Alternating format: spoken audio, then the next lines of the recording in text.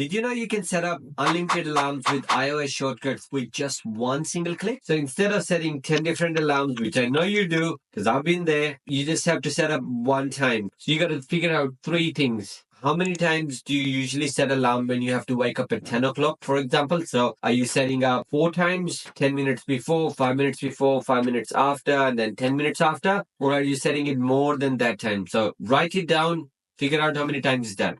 Next thing, what intervals are you setting it up for? So are you setting it up for 9:50, 9:55? And are you setting it before or are you setting it after? Or are you setting it before and after? Post this video, and once you figure out, we'll go on to the next step, which is on how to do this. All right, so we're going to go in the shortcut and add new shortcut by clicking onto the plus button.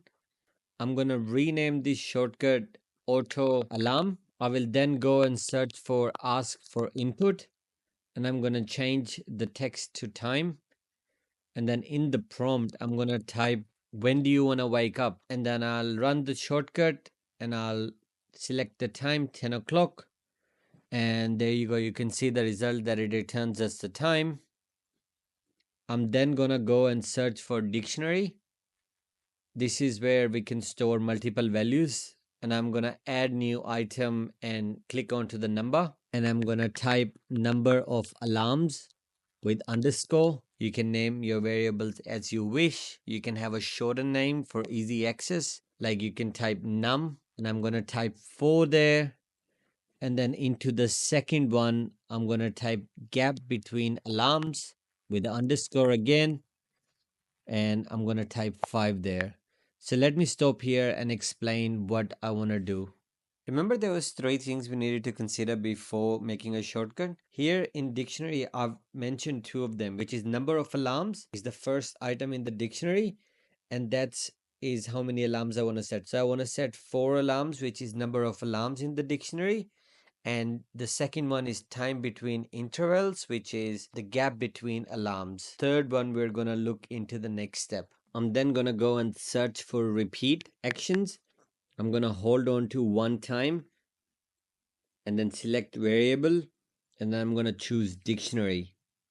Now if I go in dictionary and scroll all the way up, it says get value for key, but I don't have the key yet. So I'm going to go into the dictionary on the first key, which is number of alarms, and then I'm going to copy everything.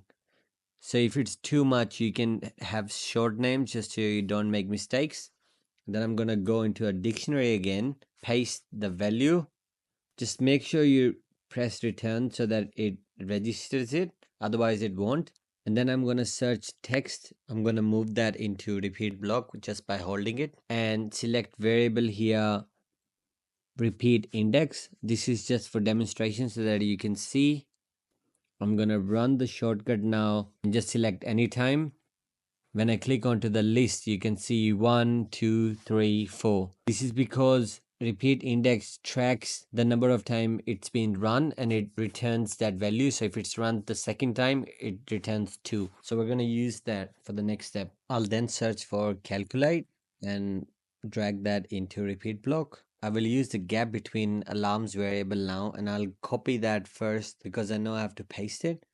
And then I click on dictionary and then go all the way to the bottom and then paste my key. Make sure you return that before coming out of it. And then I'm gonna change the plus operator to multiply and use repeat index because that's where 1, 2, 3, 4 is gonna come from. And then it's gonna multiply by 5. So 5 times 1 is 5, 5 times 2 is 10, 5 times 3 is 15, 5 times 4 is 20. I'm going to run my shortcut now and input anytime. And if I go in my list, you can see it returned 5, 10, 15, and 20. Now I'm going to search for adjust date, and I'm going to drag that into my repeat block. I'm going to click on to add and change it to subtract. I'm going to select variable here and click onto the calculation result variable, and that's going to be 5, 10, 15, 20. I'm then going to change from second to minutes. And where it says date, I'm going to click onto that and select variable and then click ask for input. I'm going to run it again to check if everything's okay. and I'm going to select the time 10 o'clock, 10 a.m. And then if I go into my list, you guys can see it's 9:55, 9:50, 9:45, and 9:40. Now I'm going to go into my next step and search for add alarm. And I'm going to drag that into my repeat block. And where it says time, I'm going to click there and select variable. And then I'm going to select the adjusted date and click on the time. And then I'm going to run the shortcut 10 a.m.